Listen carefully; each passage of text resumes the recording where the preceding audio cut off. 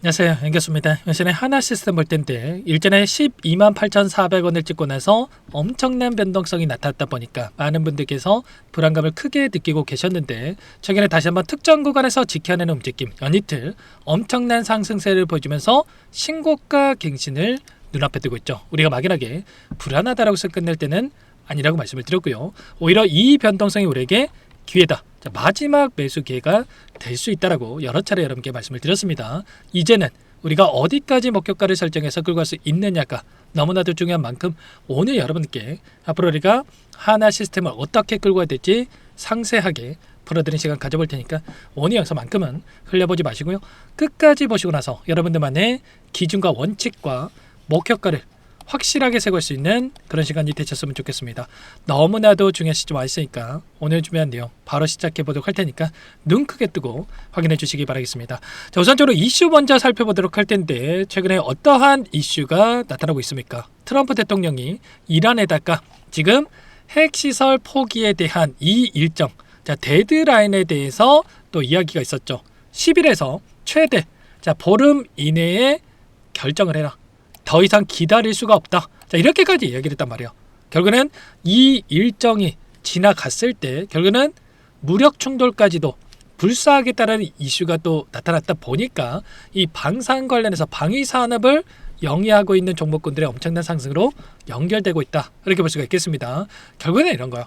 이렇게 발언을 했지만 결국에는 이러다가 말겠지, 이런 또 측면 안에서의 또 이야기가 있었다고 한다면, 지금 의회 쪽에서의 움직임을 보더라도 좀 심상치가 않습니다. 보시면은 어때요? 결국에는 이러한 의회 쪽에서의 움직임을 보더라도 결국에는 트럼프 행위에 대해서 묵인하고 있는 지금 분위기가 만들어지고 있단 말이에요. 그러면 결과적으로 물론 뭐 전쟁까지는 아니겠지만 무력 충돌에 대한 부분들도 충분히 가능성이 높은 지정학적 리스크에 대한 부분들이 추가적으로 부각이 될 수 있는 이 분위기가 있기 때문에 이대로 끝나는 게 아니라 이러한 부분들로 인해서 주말간에 추가적인 이슈가 발생한다고 했을 때 곧바로 신고가 영역으로 갈 수 있는 이런 부분들을 우리가 생각해 볼 수가 있다는 거야. 그리고 중요한 건 이런 겁니다. 이 이슈가 근데 처음 있는 이슈였습니까? 그동안에도 이 변동성을 만든 과정 안에서도 끝난 게 아니라 여전히 이러한 이슈들은 있어 왔단 말이야. 근데 이제서야 이렇게 주가를 끌어올리고 있다라고 하는 게 결과적으로 그동안의 물량을 장악했던 주체들이 이러한 이슈를 활용을 해서 의도적인 변동성을 만들고 있다, 이렇게 볼 수가 있다는 거예요. 그러면 지금 시점에서 물론 재료에 대한 부분들도 중요하겠지만 그동안의 물량을 장악했던 주체들의 이 물량 변화에 대한 부분들이 어떻게 나타나고 있는지를 우리가 파악을 하는 게 굉장히 중요하다, 이렇게 볼 수가 있다는 거예요. 제가 왜 이 구간에서 매도가 아니라 오히려 기회 구간이다라고 말씀을 드렸던 수 있던 그 이유 자체가 결국은 이런 거예요. 거래량을 보더라도 엄청난 거래량을 터뜨리면서 주가 급등을 만들었다가 최근에 이 조정이 만들어지는 이 과정 안에서 굉장히 미미한 거래량에서 변동성을 만들고 있었다. 그렇다고 했을 때 그동안의 물량을 장악했던 이들이 전부 다 물량을 털고 나간 게 아니라 일부 물량을 가지고 의도적인 움직임을 만들어가고 있었다는 겁니다. 결국에는 다시 한번 이 급등을 만들기 이전에 이 거래량을 보시면 바닥에 대한 거래량이 이 바닥을 보이는 시점에서 폭발적인 주가 급등을 만들어가던 이런 부분들이 있었단 말이에요. 이때도 마찬가지였죠. 이때도 거래량이 죽었을 때 그때 사람의 이 개인 투자자분들의 관심에서 멀어지던 시점에서 다시 한번 폭발적인 주가 상승을 만들었던 것처럼 이번에도 마찬가지로 거래량이 죽은 시점에서 이 개인 투자자분들의 관심이 멀어지는 시점에서 다시 한번 거래량을 동반한 장대 양봉의 주가 급등을 만들어가는 이런 움직임을 가져가고 있었다는 거야. 그래서 최소한 우리가 지금 시점에서만큼은 이 기술적인 분석과 그 안에서 이 수급적인 부분에 대한 부분들을 정확하게 이 분석하고 대응에 대한 부분들을 가져갈 필요가 있다는 거고요. 당장 이 다음 주 월요일장에서 곧바로 장대 양봉으로 주가를 끌어올리는 움직임, 또는 한 차례 또 눌렸다가 또 올라갈 수 있겠지만 결국은 신고가 영역으로 갈 수 있는 변동성이 나타날 수 있기 때문에 다음 주 초 월요일에서 이 화요일장 이때의 대응이 굉장히 중요하다, 이렇게 볼 수가 있겠습니다. 그러면 지금 나타나고 있는 돈의 흐름이 어떻게 나타나고 있는지를 파악하는 게 굉장히 중요하다, 이렇게 볼 수가 있겠죠. 오늘 나타나고 있는 이 돈의 흐름을 추적해 봤을 때 일부 외인 창구 쪽에서 물량을 던지고 있지만 신한투자증권, KB증권, 미래에셋 이런 외인가 기관들의 창구에서 다시 한번 물량을 담고 있고요. 기간을 좀 더 넓혀서 좀 체크해 본다라고 했을 때 여전히 여전히 메릴렌치, 골드만삭스, 모건 스탠리 이런 외인 창구 쪽에서 엄청난 물량을 보유하고 있는 부분들이 확인되고 있습니다. 이 물량이 어떤 물량입니까? 결과적으로 아래 구간에서 엄청난 물량을 집어넣으면서 이 공매도 세력들이 공매도를 치면서 주가를 찍어 눌러왔다고 한다면 이 공매도 대량 보유자의 이름을 올리고 있는 창구에서 이들의 쇼커버 물량이 들어오면서 다시 한번 주가 급등을 만들었던 이런 부분들을 우리가 확인해 볼 수가 있다는 거예요. 최근에 이 변동성 자체가 이 공매도 잔고에 대한 부분들이 증가를 하고 또는 축소되는 움직임 안에서 동일한 패턴 안에서의 움직임을 가져가고 있었다. 380만 주가량까지 급증했던 이 공매도 잔고에 대한 부분들이 최근에 어떻습니까? 110만 주까지도 축소되는 움직임이 있었단 말이에요. 113만 주까지 이렇게 축소되는 움직임. 축소됐을 때 어떻게 됐습니까?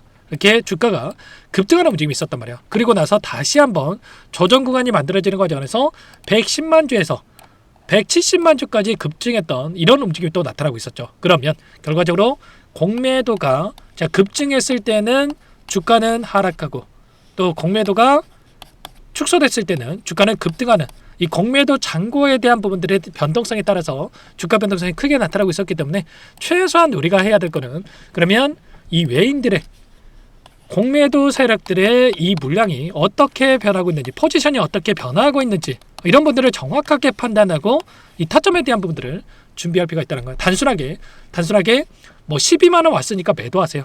이게 무슨 대응입니까? 그게 아니고요. 결국은 이 변동선에서 필연적으로 올라가는 과정 안에서 상승과 조정